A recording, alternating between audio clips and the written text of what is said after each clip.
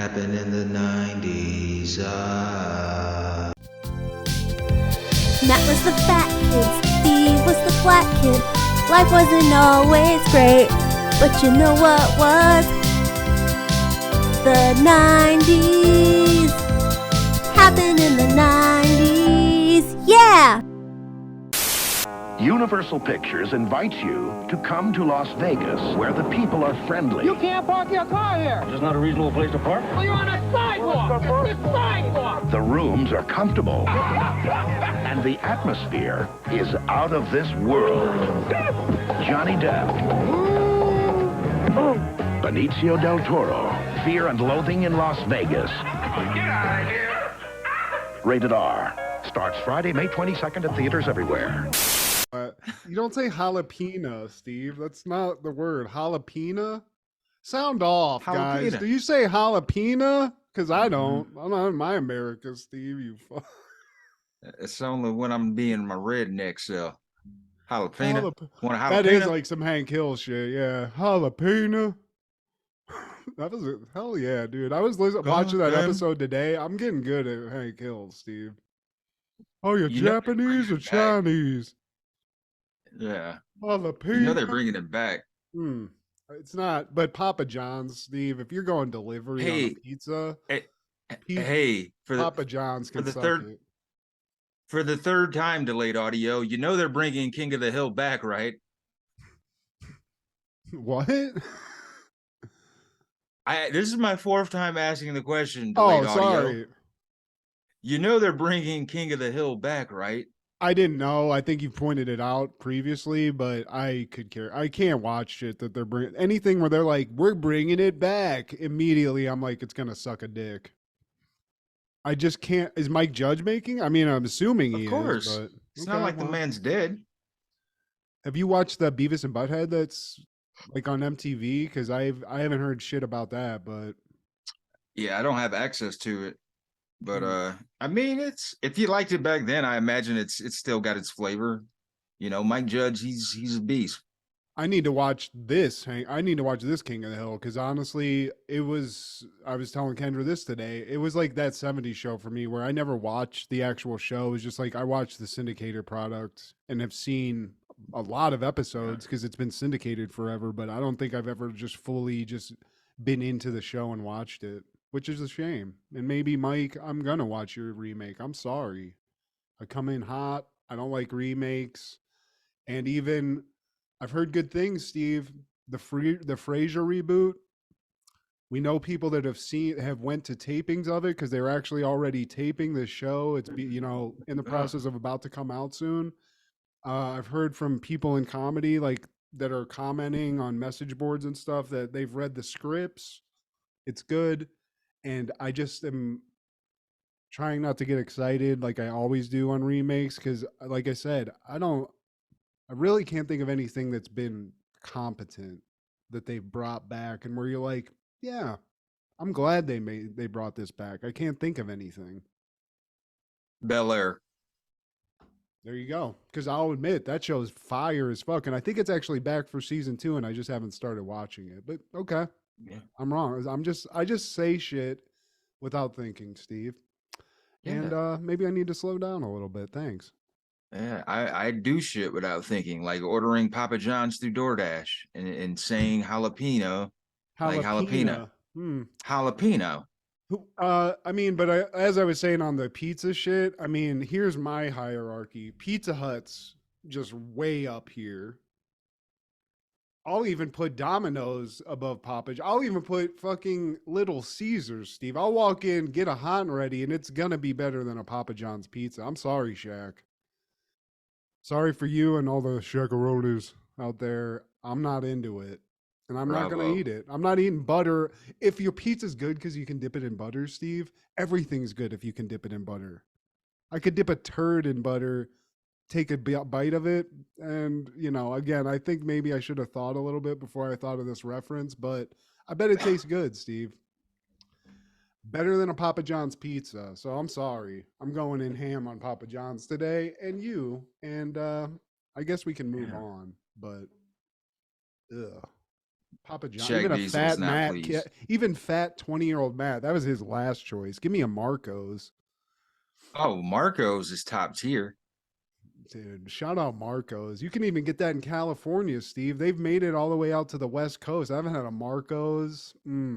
Shout out Marcos in Perrysburg, Ohio. You were really greasing that shit up back in like early 2000s. That's what got Or the me up to right 99. around 400 pounds, Steve. Based out of Toledo, Ohio. Get those Cinesticks too. Those things are fire as fuck. Little pouch of cream cheese or whatever is it bad that every one of my good memories is about food, Steve? Well, I mean, it makes sense. I mean, You calling me fat now? Do I have to go fucking start puking my fucking dinner out? Is that it?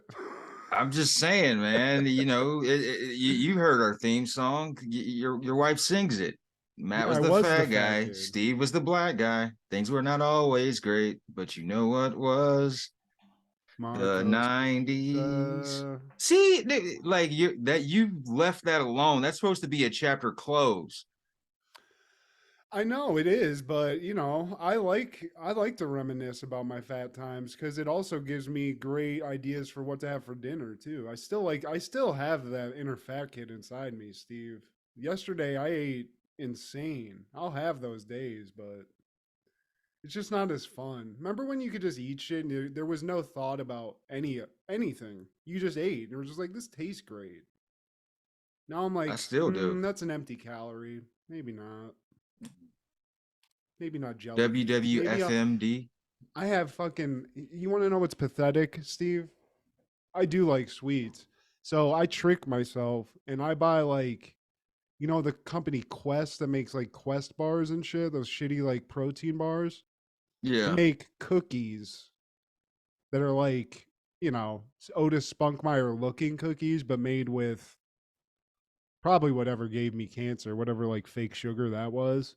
But that's what I do. Instead of just enjoying a nice, delicious chocolate chip cookie, I eat a Quest chocolate chip cookie, which is it good for you? I don't even know.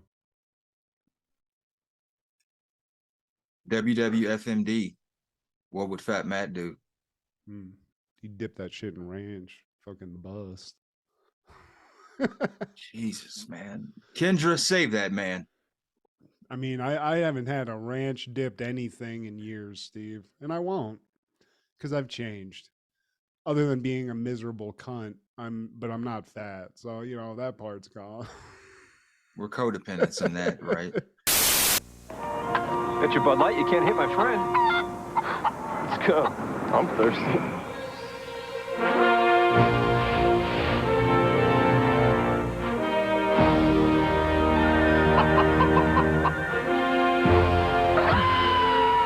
For the great taste that will fill you up and never let you down, Looks like you're buying. make it a Bud Light. Coach is calling for the heat. Well, hey, boys and girls, this is Steve G and Matt G with Happened in the 90s, a show where we talk about what happened in the 90s. So get out your starter jackets and your El Mariachi posters, because I'm straight out of low cash. Crazy motherfucking name, Gusto. I fucked your wife because your bitch is a big hoe. I fucked your sister. I fucked your cat. I would have fucked your mom, but the bitch is too fat. Damn. CB4. Dude, shout out Charlie Murphy, by the way. MC Legend. Gusto. Dude, Steve, how you doing, man? How you doing? Week 109, episode 109 of Happened in the 90s. Coming in a little bit salty on my end. Sorry about that. Salty. I just got it coded. If I wasn't salty, I wouldn't be Steve, right? I'm all right. Salty and sweet, Steve. You're both. It's the perfect match. Like an M&M package. And I'm glad that we have this catalog out of merchandise, man. I'm loving it. I like the sweater. It suits you well, sir. Thank you. I have to, I hate to be a guy who's rocking his own merch because I don't think like Kid Rock's out there rocking a Ba with the Ba shirt, but I've never like created or drawn anything and seen it like printed, So it is really cool for me and like to see any of the designs we've created together on anything we can wear or so. even if nobody else buys them, I'm gonna rock the fuck out of this, Steve. So I'm about to pop that NWO. I'm like, as soon as I get some money in the bank, that NWO happened in the '90s design. It's on. I'm gonna get a hat. I might get a vinyl to wrap around my car. I don't know. Shit's gonna go crazy. I You got can money get to blow. vinyls too for your. I don't Really? know. I could. I mean, I have the design. I don't know if I can do it on Redbubble, but I could. I'll maybe order you a vinyl for your apartment wall. I don't know. I'm A, gonna vinyl us all up. a shower curtain. I do know those are available. I have some G strings too. I'm gonna get some. I'm gonna get that out there. We'll figure that out. Maybe a Victoria's Secret collab. But we're working on it. We're podcasters. We have day jobs. Soon we're going to be fashion moguls, Steve. So just wait. Oh, man, watch out, Kanye. Well, today, my friend, we're talking about all things March 2nd in the 90s. Starting off in 1990, the Red Hunt, the hunt for red hunts, cunts, the hunt for Red October premieres in theaters. In November 1984, the Soviet Union's best submarine captain violates orders and heads for the U.S. in a new undetectable sub. The American CIA and military must quickly determine, is he trying to defect or to start a war? Directed by John McTiernan, starring Sean Connery, Alec Baldwin, Scott Glenn, James Earl Jones, and Sam Neill. I don't remember a lot about this. I do remember Sean Connery, obviously heavily shown on the poster here. Sean Connery, a Scotsman. Did he affect a Russian accent in this, or was he just Sean Connery, just on a sub? Is that it? He's basically just Sean Connery, and we're just fresh out of the 80s. It's just like put a face to the red flag, and that's our enemy. It didn't matter. We were just blinded by the hatred of the Cold War. And how do you feel about this movie overall, like from what you do remember? I do like a good there's a lot of good like submarine combat movies. I think this is in the top tier because Denzel's in this. All I really remember No, he's not. Okay, which one's the one with Denzel? This isn't that one. That's later in the 90s. And Okay, I believe that it was one I Sean like Connery. more. Whatever that one is, I like more. This, it's always kind of cookie cutter. There's a lot of dudes sweating in a sub, worrying, and then back and forth. Something blows up. Somebody gets stuck at the bottom of the ocean. I don't remember this. That's why I'm saying I'm wondering why Sean Connery, a Scotsman, was cast as a Russian. I need to go back and just see what the vibe of this movie's like because it kind of feels like it'd be almost comical. Get the sub down, comrade. Like, is it that? Is it John Wayne doing Genghis Khan or? Look, man, I watched this on HBO Max where it's available, and I would rather listen to 2 hours of Matthew Geddick's impersonations of Sean Connery than to watch this hop of shit ever again, because it's just like Top Gun in a sense. It's like it's here. We gotta talk about it a little bit on the show, and like, it's been talked about. It's always been like, when it's mentioned, it's like, oh my God, The Hunt for Red October. So I was like, F it, I'll watch it. I got time. Didn't like it. Not a fan of any kind of water movies. I guess because I can't swim. Sorry, stereotypical black. But they just bore me. Waterworld. What was the movie with the slaves and the guy? And Hannibal Lecter played in it. Yep. Okay, that Amistad, is that it? Amistad, Is that yeah. Amistad, didn't care for it. Anything with like, especially a submarine movie, like you're pretty limited with the scenery. I mean that's what I'm saying. It's always people sweating. There's steam shooting out, like the sub's damaged. There's steam shooting out. A pipe bursts, water's filling up. Maybe it's Denzel, maybe it's not. But, this one, here's the one. I can actually name one, Steve, that is an entertaining submarine movie, not of this vibe. And it involves Frasier / Kelsey Grammer. It's called Down Periscope. And it's dumb. Yeah. But that's that's the top of the heap, Steve. If this is a hop of shit, somehow Kelsey Grammer's ass makes a better movie with the guy who plays Artie, the strongest man in the world. I mean, there's a few guys that were in like 90s TV and that, but nah. Submarine movies, boat movies. The only thing I can think that is in water that I like, even a skosh, is this movie called Sphere with it's like a horror movie written by, and it was with like I can't remember the guy's name. The guy from The Graduate. Yeah. It's all right. Samuel L. Jackson's in it. He gets crazy in it. You know, I think Queen Latifah's in it actually too. Now that I'm thinking of it, remembering it, but you know, I'm with you. Let's just not hunt for the Red October. Let's let it go. It's fine. Yeah, I gotta say though, this is Tom Clancy's first of the Jack Ryan franchises. I don't know which other ones you've seen. I feel like you've seen other ones outside of this. That one's good. The Harrison Ford, yeah. He made one in the 2000s called Sum of All Fears that I know people hate Ben Affleck, but it's about like somebody that like sets a nuke off in America. And Morgan Freeman's the president, as he always is. So, you know, Jack Ryan, it's a weird one because I think it's like an American James Bond type, right? Or he's not even a spy; he's like a analyst or something. And they tried to do it, and some of them are good. The one with Malkovich, where he's the villain, I can't remember which one that is. That was a good one. It's one of the Harrison Ford ones. Yeah, and this is Alec Baldwin as Jack Ryan. Boo. Boo. You're the man now, dog. See, much better. More entertaining than watching this, man. Oh. Ready I can't. Okay, I'm done. I'm not going to try. 3 is too much, Steve. I mean, back in 1990, man, it was a critical success, a commercial success. It made a lot of money bags. But in 1991, March 2nd, St. Louis right wing Brett Hull becomes a 70-goal scorer for the second straight season and has 3 assists to help the Blues earn a 4-4 tie in Philadelphia. He would finish the season with the NHL career best, 86 goals. And the motherfucker had a slap shot that would just straight. He could kill a man with a slap shot, Steve. Like father, like son. I think he had a video game too, if I'm not mistaken. But Brett Hall he was like one of those guys. He wasn't Gretzky level, but he was out there, and he was definitely one of the, especially from St. Louis.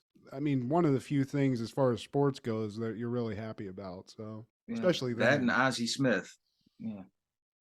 Yeah, I forgot. Oh yeah, hell yeah! Shout out Ozzie Smith. Sorry, I forgot about Ozzie. Yeah, the wizard, man, doing backflips. It was like Wayne Gretzky. You could put Mario Lemieux right there, like 1A, 1B. You know, Messier probably maybe down an there. Eric Lindros, right here. Yeah, he was in that. Brett Hall. Was in that tier, like that Lindros tier, where you knew who he was. And like back then, for people like us, if it was a hockey player and we knew your name, you must be good because there was no reason that we would know that shit otherwise. I wouldn't watching the shit. Sports Center. I mean, is that the way that you ingested hockey back in the day? That's the only reason I had any like viewing of it at all, was because I would just endlessly watch Sports Center when I was at home, if there was nothing else on. Sports Center and the occasional rap lyric. Okay. Like, guys effects, they know about this guy. Maybe I should know about this guy. You better riggedy realize, Steve. Yeah, I need to. But 1993, various artists released the CB4 soundtrack. And the CB4, that is Chris Rock's starring vehicle, which is a parody of gangster hip hop at the time. I think they focused a lot on NWA as one of the titles. One of the songs on the CB4 soundtrack is Straight Outta Low Cash instead of Straight Outta Compton. I feel like we've been talking about parody movies and like spoof movies quite a bit. We always do because I think we both liked them. But this is one that I don't think I need to slap myself because I don't mention it as much. And I feel like when we were in like high school era, Steve, this shit, I remember going to Video Connection and you can rent it because it was always gone, or, people love this shit. And it was big, but for some reason, it's just not mentioned that much now. I think because of the availability of it, man. Yeah, maybe, but it is good. I mean, Chris Rock's fucking fantastic. Charlie Murphy, who we didn't even know who he was at the time. I didn't. Um, I'm trying to think. I just everybody in it, like the other guys in the group. Alan Payne, who is G Money in New Jack City, but that's the movie. The soundtrack Oh, sorry, actually. man. The soundtrack, it has features from Public Enemy, Boogie Down Productions, MC Ren, Beastie Boys, Foo Schnickens, PM Dawn, Blackstreet, Tracy Spencer, who appeared in an episode of Family Matters at one time, and Kool Mo D. Even the Fushnikas got in there with Sans Shaq. He's not there. Shaq Sans Diesel's Shaq. not in the house, Yeah. but No, he's not a full-time member. But yeah, man, it got some acclaim. did you have this? Like, I didn't have this. I think there was like some songs on this that were on like mixes that I had, but I never actually got this soundtrack. No, I didn't get the soundtrack. Like, I hardly caught the movie. I caught the movie like way late. I think I was a junior in high school when I saw this, honestly. Like, because I'm trying to think.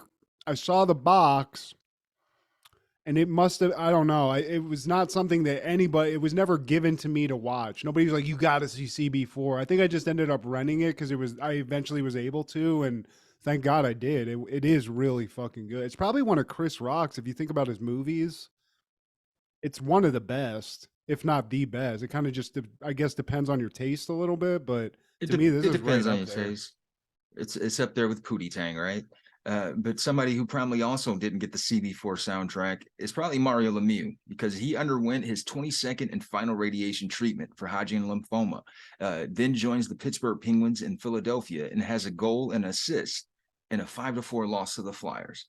That's crazy though, Steve. Just to give, I mean, I can only give my reference from just getting chemo and shit. I don't know what he did, and he had a little bit of a different disease than I did in terms of the blood cancer, but to be able to, you said this was his 20th one? Yeah, 22nd. So that's in his system. That shit stays in your system. It fucks with you constantly. He's 20 in, so that's built up. He got that, ate it, beat the shit out of cancer, and then played in. I couldn't even fucking walk that good, Steve. So it's insane to me that, and I've said this on the show, that there are athletes that will go through what I did. Yeah. Just fucking maintain. Just like they're like, yeah, I'm gonna go play today. It's wild, dude. I mean, obviously he did get credit because he's a legend. He's a Hall of Famer. He owns the team. But that's, I mean, you just gotta just give that dude a massive fucking like kudos, because he was going through some real fucking shit that you can't.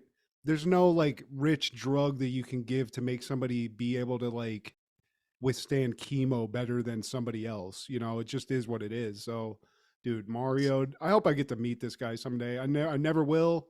He's too rich and out of my, but I just want to it's crazy. Cause I didn't even I'm not into hockey, like I said. So this guy wasn't really like a huge hero to me.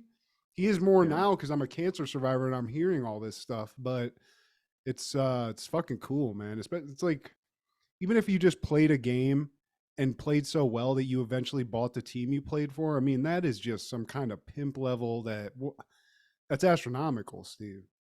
Man, Michael Jordan can't say that. Isn't that wild? I mean, didn't he buy he's part owner of the Thunder, right? No, he's the outright owner of the Hornets. Oh, okay. He owns Charlotte, yeah, but that's not the team he played for. That's wild, dude. Shout out Mario Lemieux, dude. You a beast. Fuck a Brett Hall. Yeah. Fuck a Hodgkin lymphoma. And in 1996, Pacific Blue debuts on USA. Pacific Blue is an American crime drama series about a team of police officers with the Santa Monica Police Department who patrolled its beaches on bicycles.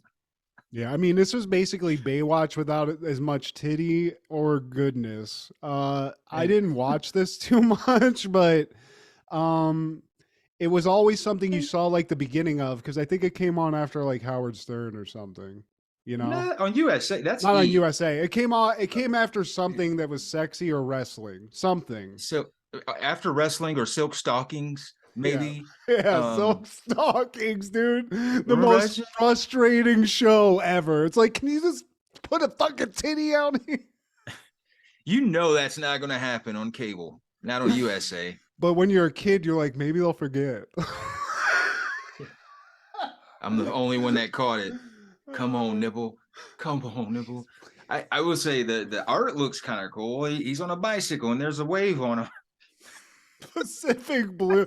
Hey, Bike Cop. They took the shittiest part of that one remake, the movie they did, 21 Jump Street. Wasn't that their thing in that, where they're bike cops or whatever? They're cops going to school. Yeah. Mario Lopez was in it. You get some Slater. Get some Slater. He's on the beach. Was he like a main guy in it? Yeah. I don't remember that. I think, well, I wouldn't have watched it because of that, but that's wild. And it's, that is wild. They took a swing, Steve. They even got the Lopez, but even Slater couldn't save this shit. Get Zach in, maybe you would have get him in there too. We would have watched. Come on, Preppy. Gonna get some perks on the sands. Saved by the Bell. The adult years. Saved by the Bell. Bike cops. From the makers of Paul Blart. Oh, God. It's going to happen, Steve. Timeout. In 1997, King of the Hills airing the episode Westie Side Story. Hank and the rest of the gang on Rainey Street gets a culture shock when their new Laotian neighbors move in next door. Every time we watch this show, it shows me why I'm such an idiot for not watching it when it was on regularly. And this one is hilarious, Steve.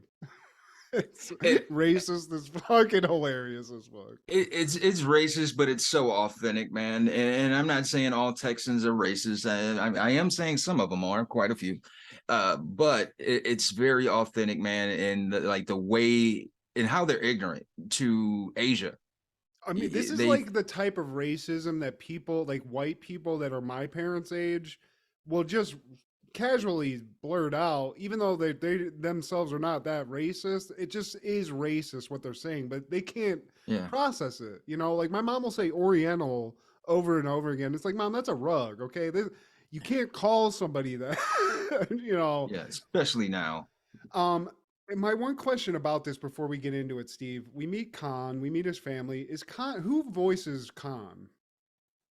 That I don't know. Okay. I don't know. I didn't know if Mike Judge was. I just wondered if he was the one doing it or not. I'm sorry to ask a question you don't have an answer for, but I love this.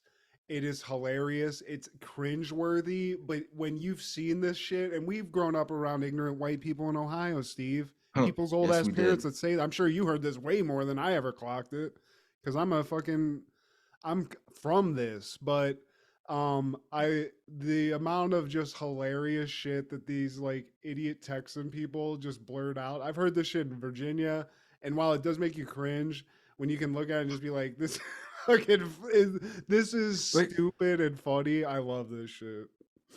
Toby Huss is the voice of Khan. And speaking of Khan, they're talking about how the family might not even be brought up this go around, for this remake, man, because of the kind of era we're living in. Yeah, I was wondering like what the vibe of like if people would even think this is funny anymore, because this is what got Shane Gillis basically thrown off SNL. This is like this, you just doing a voice. And I'm assuming the guy you said is not Asian in any way. Toby Huss totally is. Yeah. No. But it's fun. It's hilarious. Yeah, I don't know what to tell you. And we start off the episode with the boys. They're on their lawnmowers having a good old yep conversation, and they see that they're getting new neighbors in the neighborhood. They see guys moving packages out of the van who happen to be white, and they're assuming they're the new neighbors, when in fact they're just the movers for the new neighbors who happen to be Asian. Cue that classic theme song. And I love Hank. Once he musters up the energy to actually go over, he's like, "Hi, I'm your neighbor, and we're gonna be friends." If somebody did this to me, I'd be like, "Oh God, we got to move out of this fucking neighborhood ASAP," like Rocky. So yeah, there's some Asian neighbors, and I guess in Texas, back then, this was just it was like, this is something that's the custom. Exactly. We welcome your neighbors. see what the vibe is. And the cons, while nice people, the way that they communicate could come off a little just like it could irk you the wrong way. They're very just forthcoming, Steve. They'll tell you what they think, and they don't really worry about your feelings, regardless. Yeah, and they're very respective of personal space because Khan, he introduces himself. He's Khan Supernusaphone, and Hank, he goes in to give him a handshake. He's like, "Oh, what are you doing?" I probably shouldn't be doing this either, huh? I mean, Kendra told me not to, but there's some. I got like, there's gonna be some lines where we can't help it, guys. It is what it is. We're talking about the '90s, so deal with it. But I do like that when Hank actually does shake Khan's hand, he's like, "Oh my god!" Like he's squeezing the fuck out of it. Like, what the hell are you doing, man? Yeah. And so they have a sit down, and he's explaining to them his background, because they ask like, "Where's he from?" He says, "We're Laotian." "Well, you Chinese or Japanese?" And he says he's Laotian. He explains to them the country, like from Laos, and like we have millions of people. We're from this part of the continent, and is it Bill? He's like, "Oh, well, you're from what ocean?" Bill's like, what? Yeah, I mean, Khan breaks it down. He's like, it's a landlocked country. We're here. We're right here. There's 4.2 million of us. And yeah, like you said, Bill thinks it's an ocean. Hank repeats. He's like, so wait, after all the explanation, he's like, so are you Japanese or Chinese? Fucking dude. And Khan is, I mean, and obviously these people are getting annoyed with, they're like, God, these people are fucking idiots. Yeah. But they're being good neighbors, Steve. Even with this weird overt racism, Khan's wife, Min, I believe her name is like, let's invite him over. We're gonna have him over for dinner. So they agree. They're gonna go over for dinner. Peggy invites them. Okay. Yeah. We also meet Khan Jr., who you'd think from the name, boy. No, it's a girl. Bobby and her start hanging out. Khan also has a dog named Doggy, I believe. Yeah. And Doggy's a little horny, Steve. Doggy's going to cause some problems later because Doggy wants to start humping on Ladybird, Hank's dog. We'll get to that.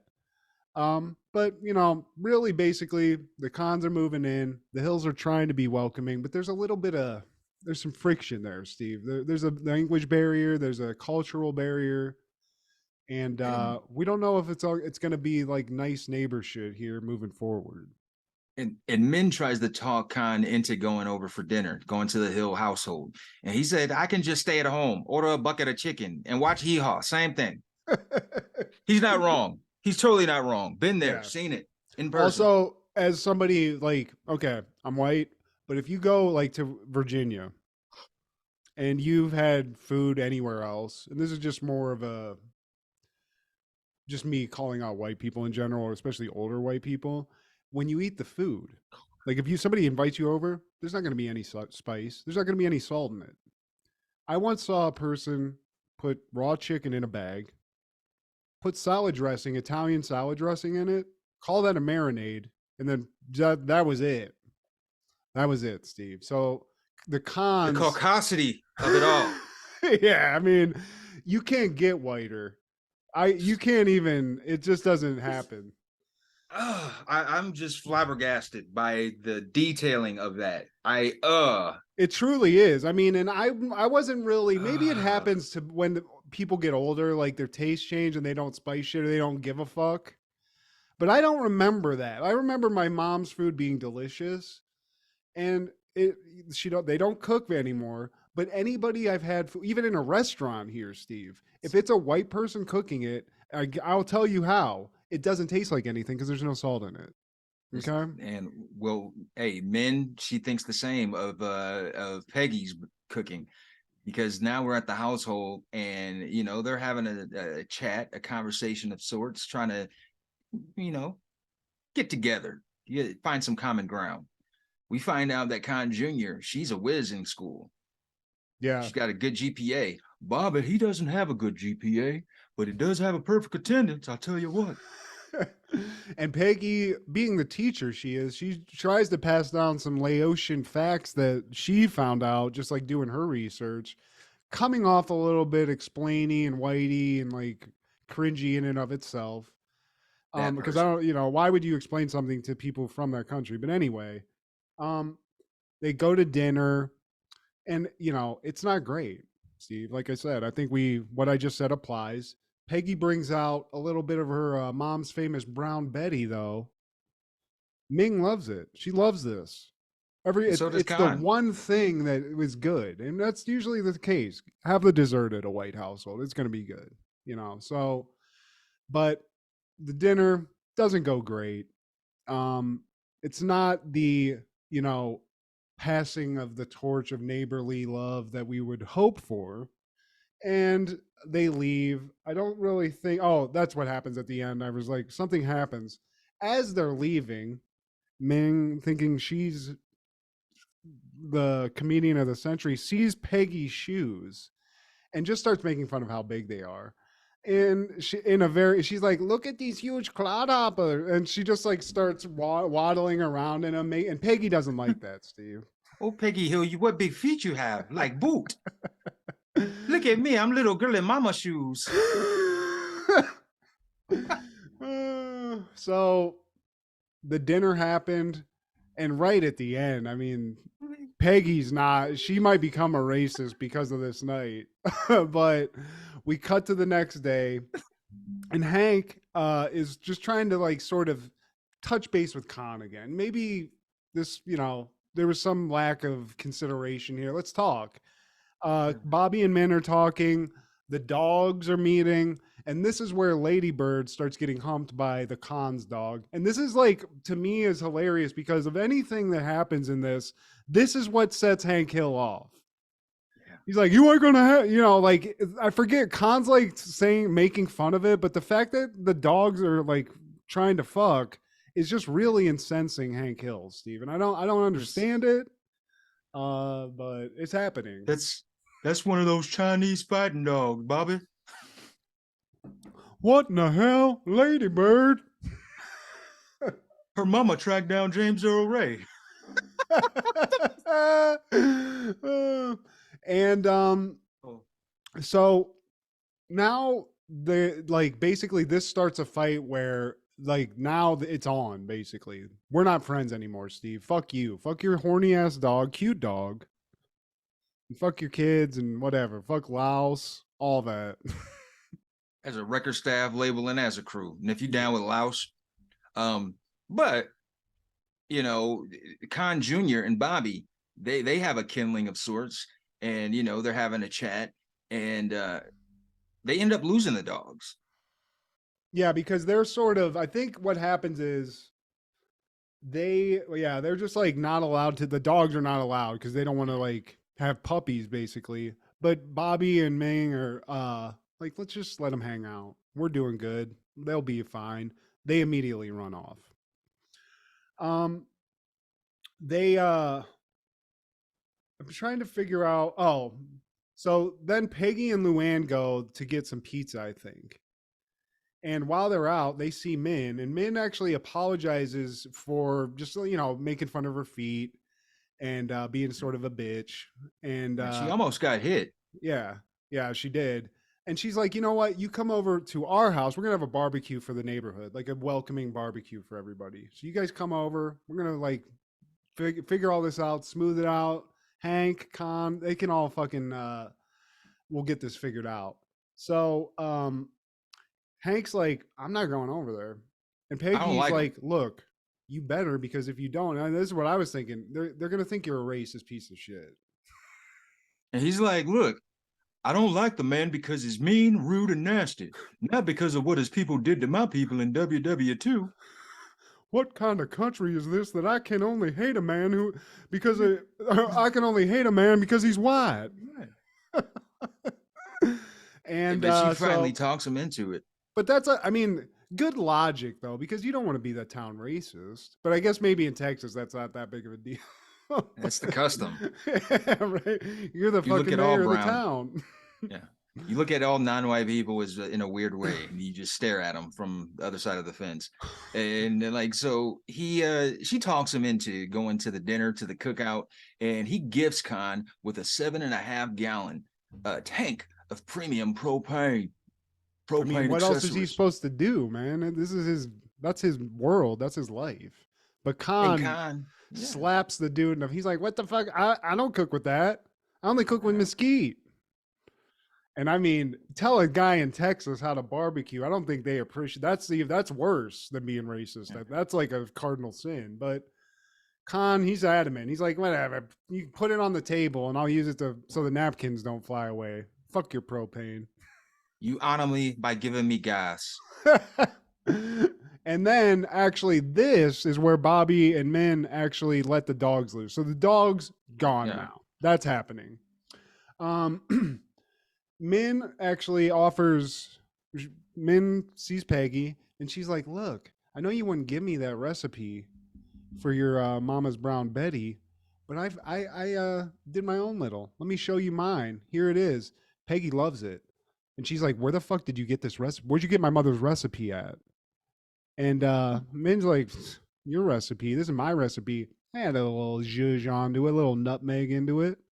What do you think?" And everybody loves it. And this is another point where Peggy's like, "Fuck this bitch. She made it better. Fucking say my feet are big and you're making my Brown Betty better? What the fuck?" So she's right there. She's about to slap a hoe, Steve. Yeah. Even the neighbors think it's better. It's like, yeah, I usually can't digest your shit, but hers is, man. I can usually not stomach yours, but I mean, this is just delightful. Usually I'm on the toilet shitting water after I eat your food, Peggy, but this smells like roses coming out. And so that's not back cool. at the grill. And back at the grill, Khan offers a burger to Hank, and he reluctantly takes a bite, and he's just impressed. He's like, "This is the best damn burger I've ever ate." Even after, because at first him and Bill, Dale, they're all like, "You're gonna damn char the goddamn burger too damn much." And Khan's just like, "Shut up, close your mouth, now open it." And he just shoves a burger in it. And I mean, everybody's eating these things, Steve. There's not enough fucking meat in Arlen to keep up. And afterwards, I mean, everyone's just full. Their bellies, the belt's off, the pants, the top buttons undone. And, they're leaving the Everybody barbecue. but Dale. Well, that's what I was going to say. They're leaving the barbecue, and everyone's like, "God damn, that burger was good." Dale, what'd you think? He's like, "I didn't eat a damn any of that. I don't eat dog." And they're like, "Jesus, dude, what the fuck?" And he shows them the empty leash where, what was it, where Doggy used to sit. Yeah. And they're like, "Dale, that's a damn racist comment. That ain't me. Look here," because I think they actually get a recipe for the burger, and he's like, "Look at the damn recipe. It says chopped meat. It doesn't say chopped dog meat." God served you, Dale's dog. like, "Dog is meat." And they're like, "No, it's not." But Bill's like, "Yeah, it is meat." And they're like, "Ew, dude." He's like, "I just wanted to get the nasty taste of dog off my it's fucking so now they think they're eating dogs. So if it couldn't get more racist in Ireland, now they think that they're eating dog, serving dog. That's rude. That's not and they're cool. back at the house, and they're talking about it, and Peggy's just like, anybody who would put nutmeg in Brown Betty would do anything. They're all convinced. Everyone except Hank. He's holding to his convictions. Yeah, I mean, there's these people. I think he's turning it around a little bit, but he's trying to figure this out. Bobby and Khan decide to use Ladybird, who is a bloodhound, to find Doggy, who is actually the one that got away. There's only one dog that's gone at this point. Ladybird still tied to a tree. Not anymore. They untie her, they give her a scent, and Ladybird just takes off, Steve. I don't know where she went, but neither do they. So now we got two missing dogs and a house full of people that think there's some Asian people eating dogs. So that's a recipe for disaster, if nothing else. And Hank sees the empty leash where Ladybird used to sit, and he does some snooping of his own. He goes to investigate. and he overhears men calling the dog pound. And he looks at the knives and he's listening to men. He sees the knives and he's caught by men. And she says, "Hey, Khan, it's your friend. It's your neighbor friend." And he's like, whoa, he's like a deer in headlights. He just like storms off with a weed whacker in hand and he kills their flower bed in the process. What's with that weird guy? Fucking, I also like that he literally is watching her butcher like in whatever it is, like a roast, and he thinks it's his dog. So he's like, it looks like he's busting a nut in the window. He runs off. And then he actually comes back and is like, "You killed, where's Ladybird at?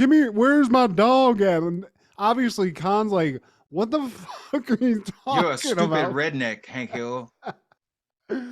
And he almost basically fights Khan for eating dog, which ain't a great look. And basically, as this is all like coming to a point, Bobby and Min come and they're like, "Look, no. The dogs are gone. They're missing. Like they ran away." So now Hank's like, "Oh, they're still alive." Yeah, that makes more sense. Sorry about that." And as they're sort of like, Hank and Khan both send their kids to their rooms like at the same time. And this is that moment, Steve. They might not agree on propane and mesquite or the size of a woman's foot being attractive or anything, but punishing a child correctly, that's where it happens. That's that magical moment, Steve. That's where they bond. "Go to your room." "What did you say?" "Oh, do you spank?" "No, that's barbaric." And as they're having their chat about child punishment, the dogs return. It's magic. Tripping over nothing. This magic moment. Yeah, so basically I think Hank even says something kind of stoic. He's like, just like sending our kids, it's something about sending your kids to bed hungry.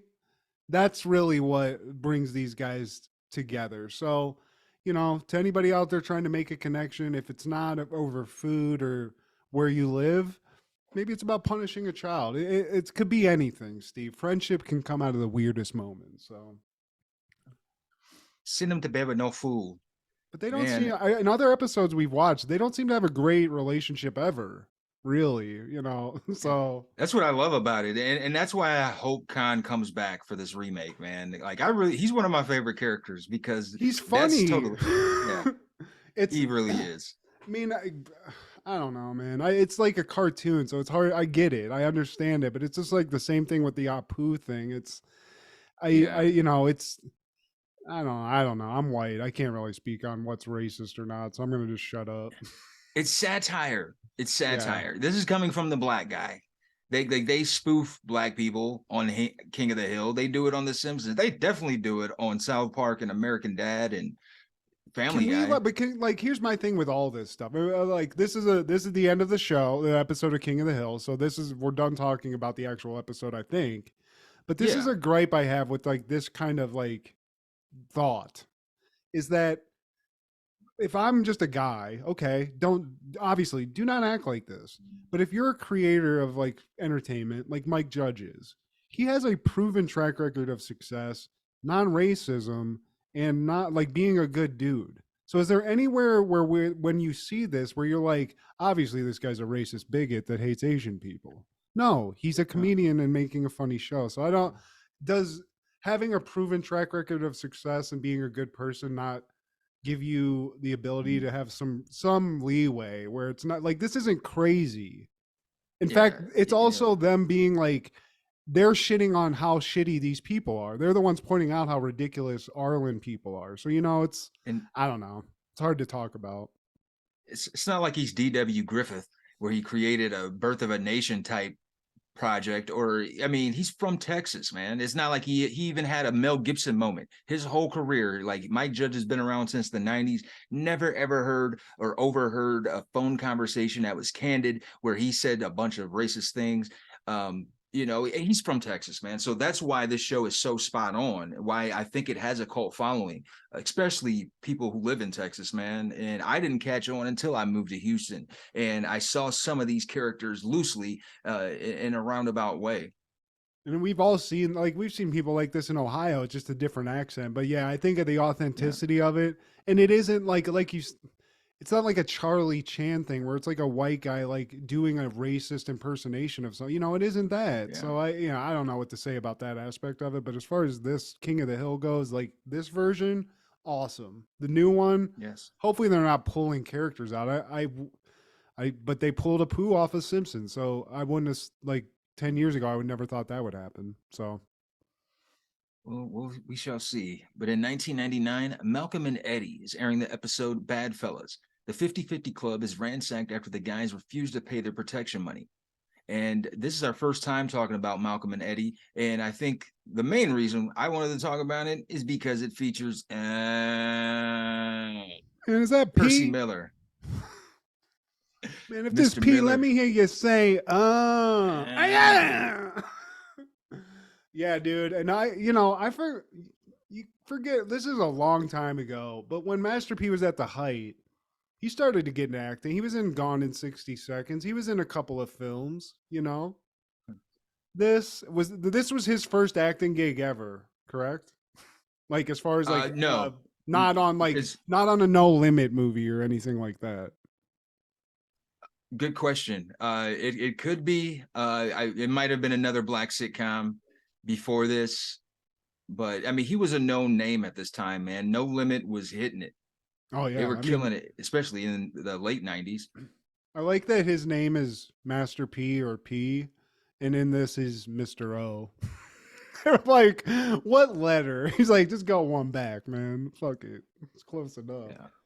But yeah, Master P, dude, getting it. Eddie Griffin, we haven't talked about him a lot on this show, enough at least. I feel like this guy, I forget how funny he is. I haven't seen him in a lot recently. I used to love his stand-up comedy. We've all loved Undercover Brother and all the weird shit, his appearances on he was on that dice game in Chappelle Show and stuff. And I forgot about that. Yeah, dude, he's a funny fucking dude. Wild person from all the stories I've heard.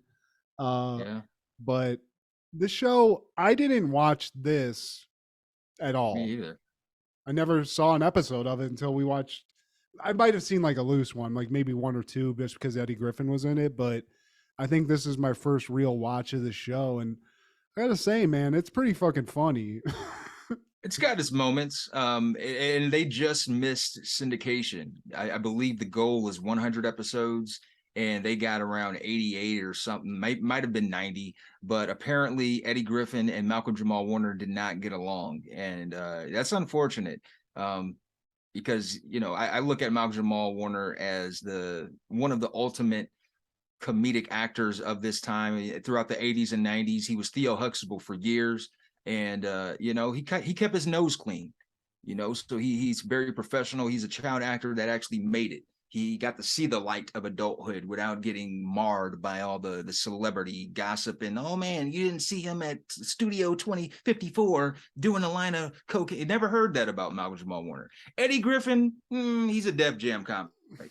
So what comes with that is question mark. I mean, I've listened to comedy podcasts and something I just know from about people talking about him from the 90s and he was a Comedy Store comic. That's sort of where he got famous, I think, in LA. And he would notoriously come in on when people are doing open mics and stuff and people trying to learn how to do stand-up comedy, asked to do jump in and do a set and do 3 hours worth of stand-up comedy and nobody else gets, he's one of those guys. A lot of, I mean, my buddy Aaron actually even met him later in life when he was trying to make something in Florida, a video or have somebody shoot some of his comedy, but he's just a wacky dude. And I think a lot of stand-up comedians could share that. They have wild personalities and stuff. It is weird that, I mean, I guess I could see it. I guess maybe Malcolm Jamal Warner is just the straight-laced. He's very he's always kind of the straight man. You call him a Exactly. comedic actor. He's in a lot of comedies, but he's never like the impetus of a lot of the comedy, I guess. Yeah, I take that back. Not comedic actor, but just a professional when it comes to acting. Because I never heard anything bad about him, No. and he was on a very prime time show for 8 seasons. The Cosby Show was #1 for a while, man, and it makes sense knowing what I know now because I feel like they're from two different worlds, man. Well, and it's cool. I think he did benefit from living in a time where nobody had a phone and like the internet to be sharing a lot of stories. But they'd be coming out now. I mean, fucking Bill Cosby had his whole career ruined because people were telling stories, and it eventually got out. So I'm From the with you, 70s. dude. This guy of anybody, I mean, he's still working. He's never He's still really working. stopped. So this guy is a legit legend of Hollywood just because he's alive and not just a complete tattered mess from being a child star in the 80s, basically. We'll call Um, that grace. dude, fucking killing it. And this show also has like some people. I was like trying to clock one of the white dudes is Greg Brady from the Brady Bunch movies. That is Christopher Daniel Barnes. Yeah, my Kendra actually pointed that. I was like, who is this guy? I know him from something, but yeah, dude, and it was fun to watch. It's like a simple show. These guys own like a bar or like a club, It's a and club called 50/50. it looks dope, Steve. It looks like it's popping, it's successful. And when we get into this, that's what we see. We see a 50-50 club full of patrons, people buying booze. And then this slick dude walks in, orders a drink. This guy's name is Spencer Campbell, Steve. Yeah, I call him Chico DeBarge. He does look like fucking El DeBarge, dude. He's in there One someplace. of He's them, like yeah. they're fucking body doubles. And Eddie and Malcolm are there. Is that their names in the show? Like that's their name. They Yeah. just have different last names. And It's very Abbott and Costello. oh yeah. And he's like, Spencer comes in. He's like, look, man, I'm just here. I was hoping to talk to somebody about some insurance. And they're like, we already got State Farm, dude. We're good. We don't need any of that. He's like, no. That's the regular insurance. I'm talking about insurance. Wink. And he starts, alluding to some things, Steve. He's like, you never know. This is active guy insurance, not active God insurance. Maybe somebody comes in, busts up your spot a little bit. You don't want that to happen. So for the price of $1,000 a month, my employer might be able to help you out with that. So this guy's coming in trying to strong arm, not trying to sing fucking an El DeBarge tribute at all, is what I thought. No rhythm of the night at all. And yeah, Mr. O, he's offering his services for $1,000, a whole rack a month. Wow, And, dude, this guy's really shooting for the stars, Steve. Man, that's about 3 car notes right there. Can I ask what city this show? I didn't catch that. Do we know what city this is set in? It's set in Kansas City. Oh wow! So Mr. He's like, this is a low level type of fare here. This isn't big city strong arming mob style. This is some Kansas City shit. But Malcolm's like, nah, man, we're good. We pay for the Alizé you ordered. Shout out to Alizé. I forgot that shit existed. That was a really tasty beverage back in the day. Alizé and Hennessy. But they refuse, Steve. They say, you know what, dude, fuck you and your this protection bullshit. We're fine, man. The guy from Brady Bunch, he's gonna whoop your ass if you come in here again. And we cut to the theme song, and this shouts out 90s black show.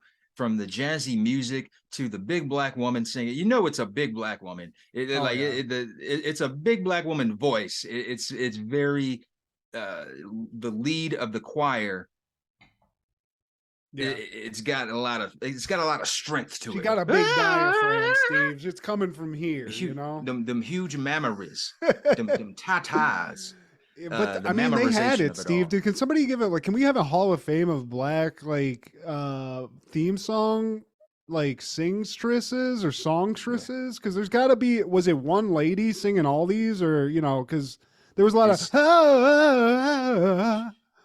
It's levels to this, like Meek Mill said, man. She can go low from man, and the singing, the shouting. You can just have a blindfold on and just hear the themes. I'm like, yeah, this is a black sitcom from the 90s. Hell yeah, dude.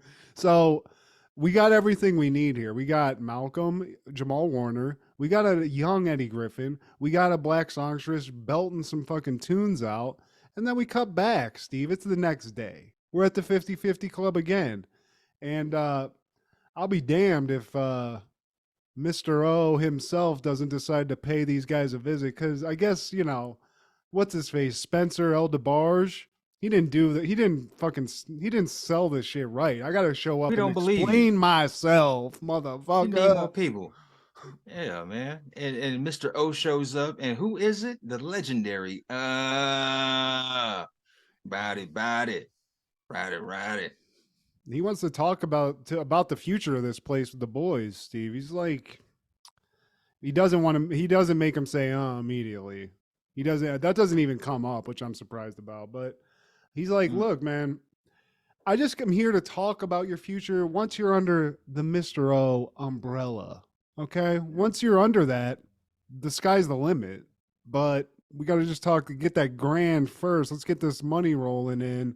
And then you're never going to have to worry about anything again. And Malcolm, I'm just going to call him Malcolm from now on. Malcolm's like, nah, man, we're good, dude. We're fucking good. Even though this guy, I mean, P's coming in with a heavy, like, strong arm energy. You know, he's laying some, like, groundwork here where he's like, look, dude, you know, don't make me say it, basically. Don't make me say what I need to say here. Because you guys, you refuse me again. I'm gonna say, Nah. And after all of the coercing and coaxing, they still say, we decided to not use your services. And Mr. O's just like, wrong answer. Bring in Nick. So they bring in Nick, who owns a business close by. And he's like, Nick, tell him what happened. Well, my place was set on fire. And Mr. O says, too bad. It sounded like it's probably those Molotov cocktails. How bad was the fire, Nick? Yo, Nick, everything. Tell him how bad that fire was, Wody. And Mr. Rinaldi's like, I lost everything, man. I mean, this guy's still got soot on his face. Did they just burn the fucking place down, Steve? Did they fuck him in the ass? He looks terrified. I woke up and my butt was numb. I was covered in cream and gels and jellies. He made me say, over and over again. So but even after all that, Steve, even after they see a man who's been ass raped, burnt, and his business burnt to his fucking smithereens, Malcolm and Eddie are like, nah, dude, we're good. We're fucking straight. So bounce. And Mr. P's like, well, that's a terrible mistake. But he leaves it at that, terrible. Steve.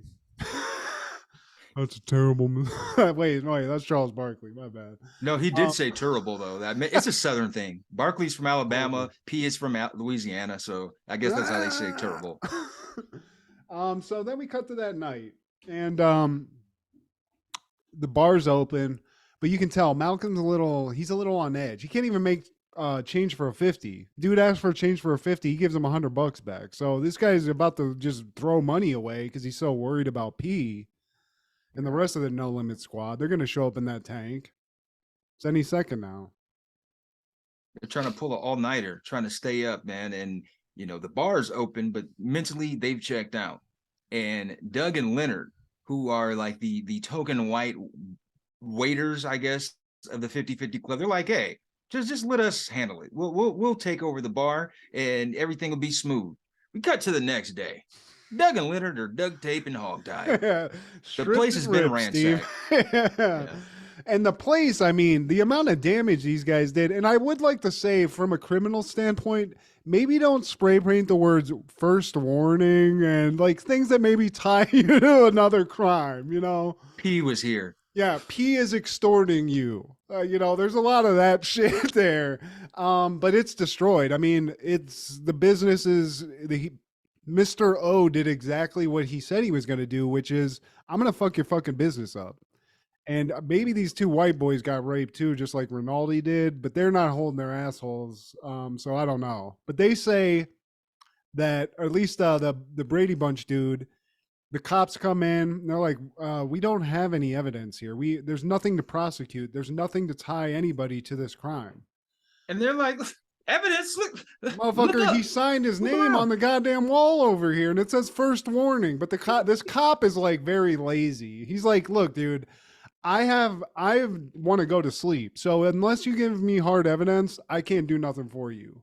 And they're like, Eddie's like, "Oh, hard evidence? You want hard evidence? We got some hard evidence right here." They bring the white dudes over, but these guys are useless. These, the dudes had ski masks on, and I think the cops like, "Well, no, I guess we're going to Sweden because that's where these fucking ski mask guys are." It's like, dude, shut the fuck.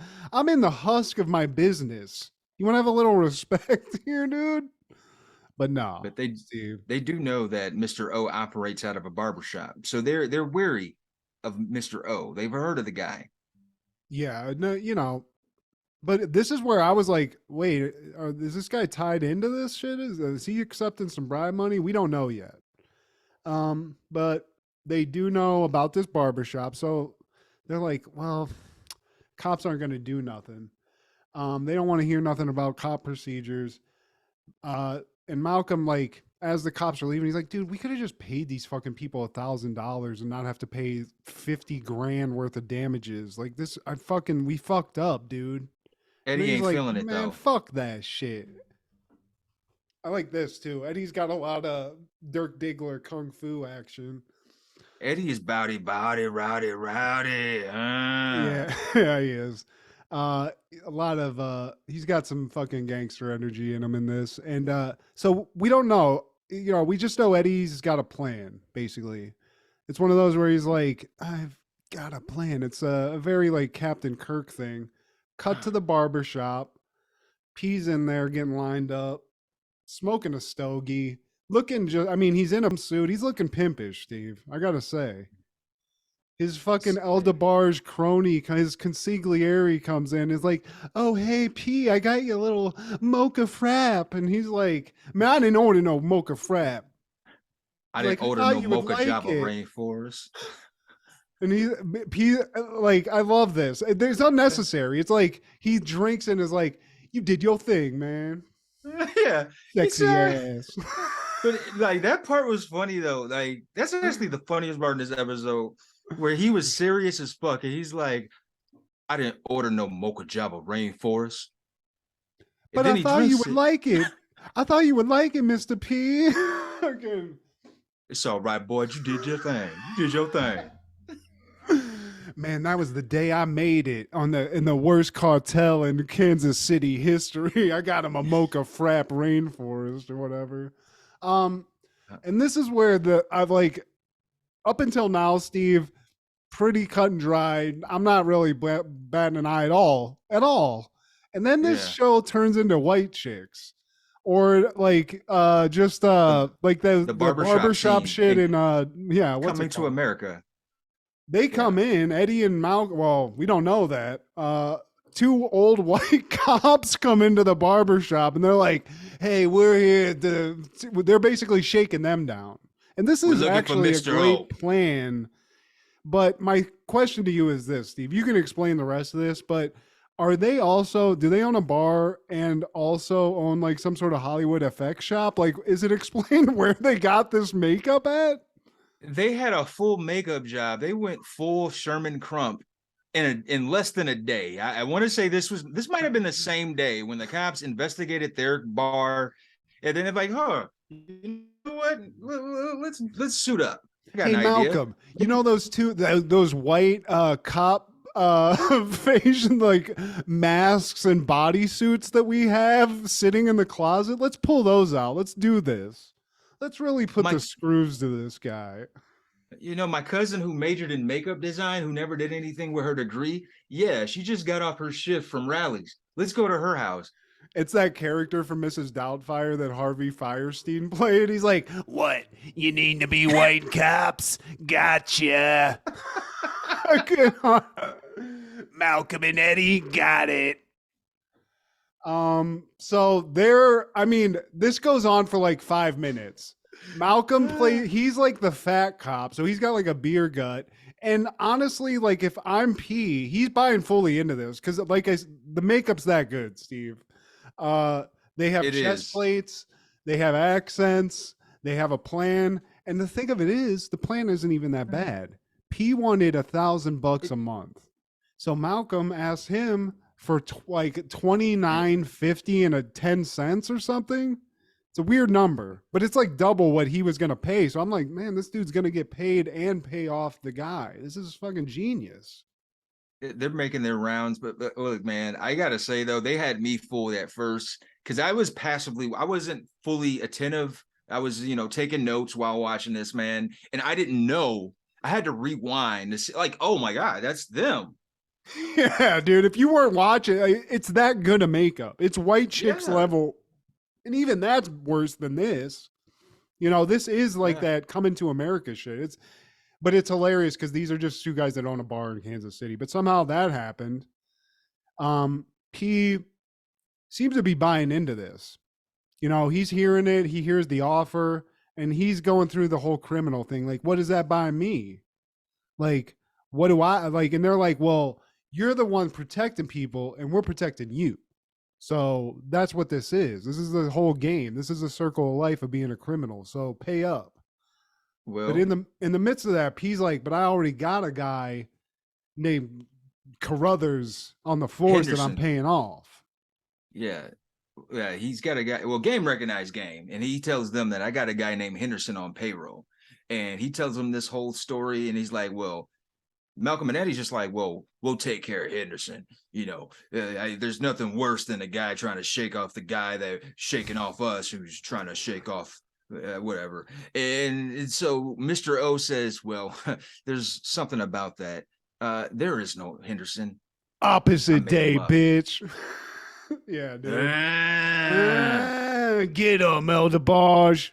So they grab him.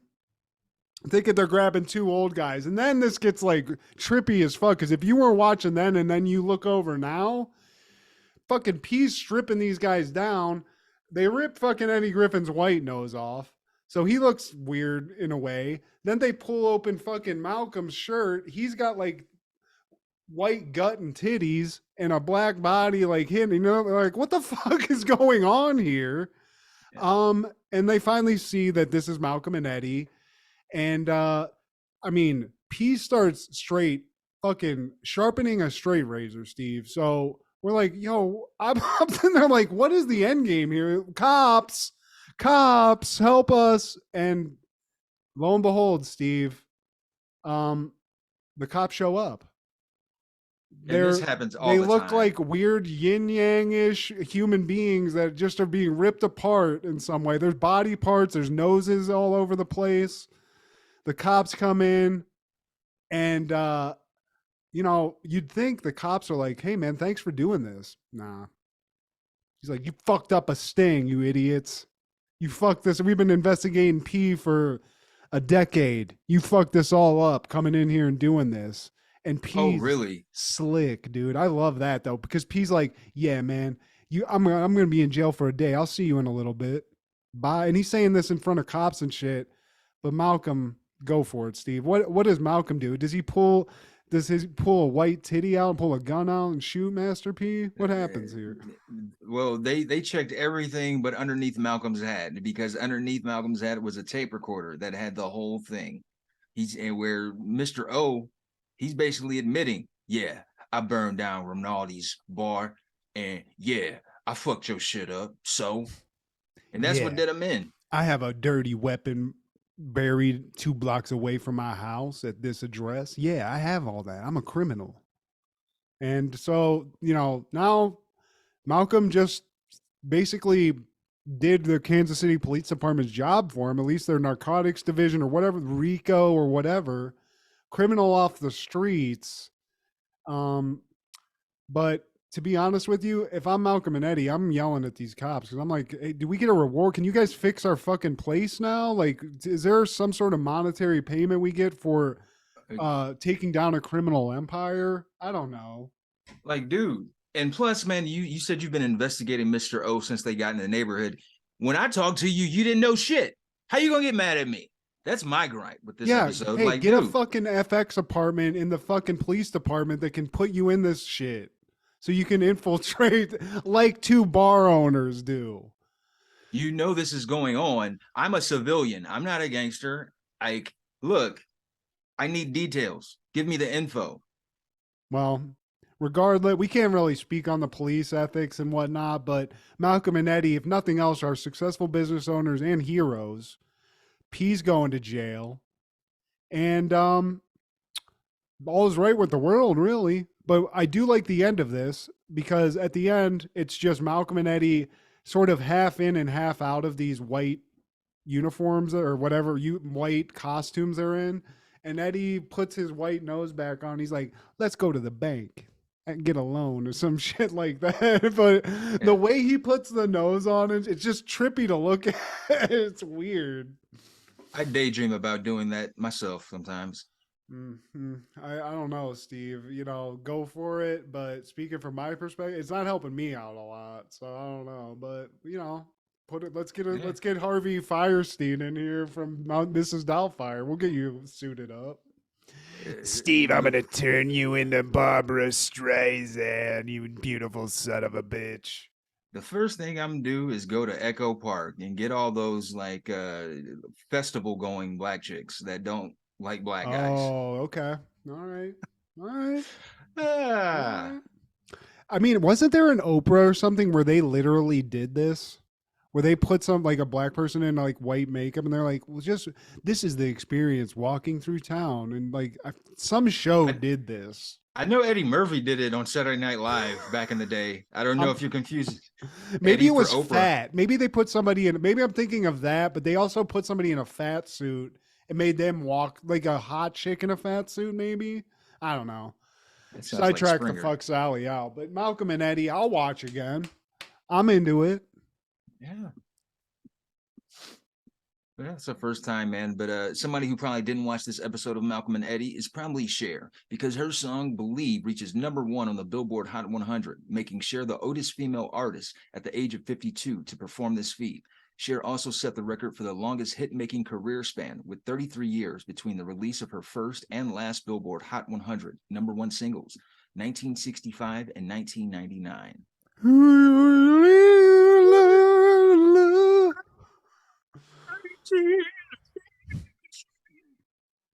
You got to sing that with Antonio Fargas lift. I really don't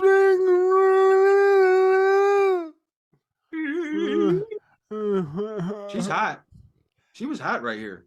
Yeah, I mean, looking at that Cher, hell yeah, dude. Cher, like 70s Cher too. Like Cher is hot. I'm not gonna besmirch the woman, hell yeah. But 70s Cher was that type of like, that's hot. That's top tier. Is she a straight Caucasian? Like she doesn't have anything else. Is she like European? Maybe I don't know. Yeah, I think she's got the Kardashian. I want to say.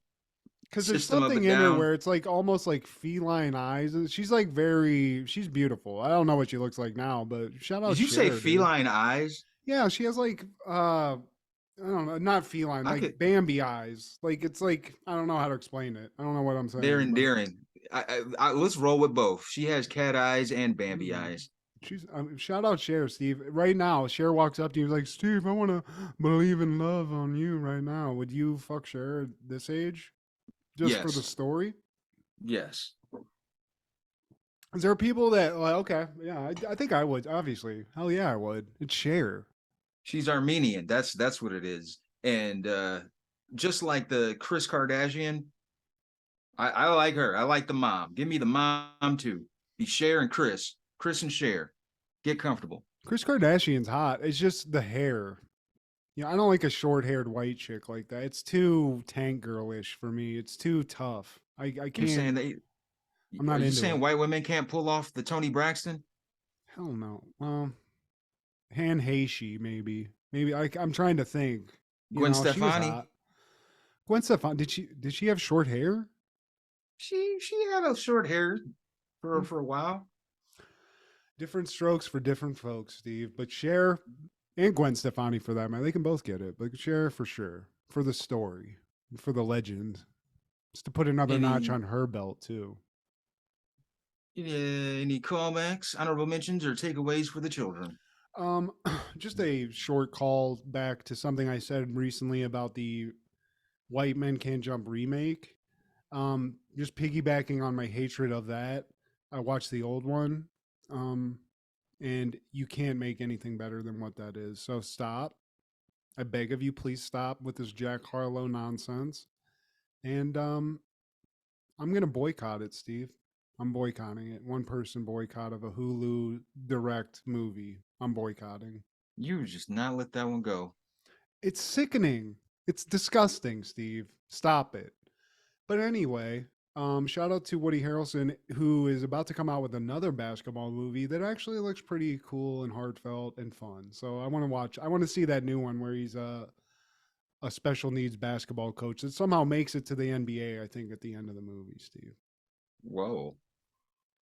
And it looks funny though. It looks like, remember that movie that Johnny Knoxville made where it was like he was like working with a special needs kid? It's like that, but it's a lot of them, and it looks hilarious.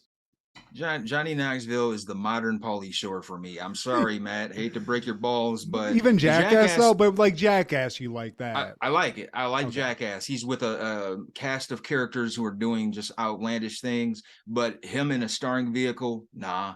It's the same deal. Pauly Shore and a starring vehicle.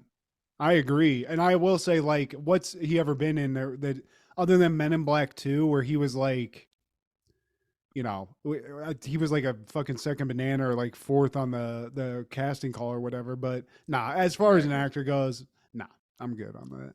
Unless you're shooting him out of a cannon. Like he's done a couple movies where it was like a movie, but he's still doing Jackass shit in it, like Bad Grandpa and stuff. I'll watch that, but you know, why am I so negative, Steve? Why do I have to just bash people? I was about to call Johnny Knoxville a shitty actor, and I'm not going to do that.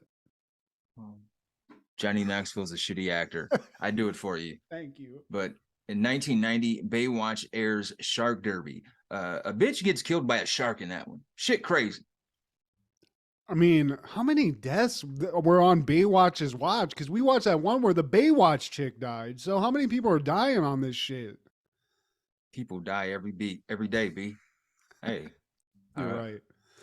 You're right. But what was it called? Shark Derby. And, Shark Derby, okay. The older brother from Blossom, he's one of the henchmen in that. I was going to say the druggie? Yeah. Okay.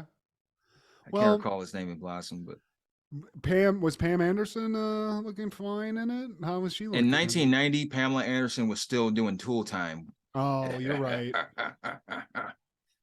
But they did have some hotties on Baywatch. They've always had hotties on Baywatch. I don't know why, but I just thought that show was created in my mind. I thought that show was created for Pam Anderson to just showcase it.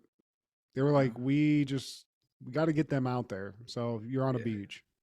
That eventually became the focus. It initially was about the Haas. And then it's like, well, you got all these hotties around you. Let's focus on them too. And then Pamela Anderson came like probably halfway through the decade. But in 1992, speaking of the devil, Fresh Prince is airing the episode Vying for Attention. And it's directed. This episode is directed by Malcolm Jamal Warner. And Will's mom pays a visit, and she's got a new boo, and her new boo has a child. And that child is played by Raven-Symoné, who's known as Olivia at this point on The Cosby Show. And Raven-Symoné, she's another child actress that, you know, she made it to adulthood clean for the most part. She might have done some partying, but, you know, never heard about her being strung out. She might be a little ditzy, but, you know, she's alive and not strung out nonetheless. And then finally in 1999, Third Rock from the Sun is airing the episode Superstitious Dick. Jane throws away a chain letter. I know all of their episodes have dick in the title. It's fantastic. It's a great idea though, because it immediately makes you want to watch it, Steve. It's subliminal some way. I love that. In a way, I feel like this is John Lithgow trying to get away with something that's very naughty. But Jane, she throws away a chain letter and just bad things happen. And it's a very funny episode. I kind of wish we covered that, but it didn't have Master P. This P, let me hear you say, Please like, share, subscribe, and comment. Please tell your sister to believe in life. Check out Crushgasm on Wednesdays. They're doing a 90s special for the next month or so. They've been doing this. Kendra has been crushing it, man.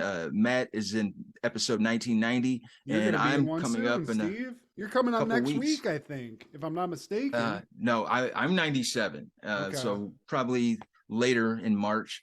But check out Crushgasm per usual. B3F podcast with Joey and Steve, and Don't Worry, Be Movie with Amanda and Wade. This is Steve G and Mad G with Happened in the 90s. Harvey Fire Steve.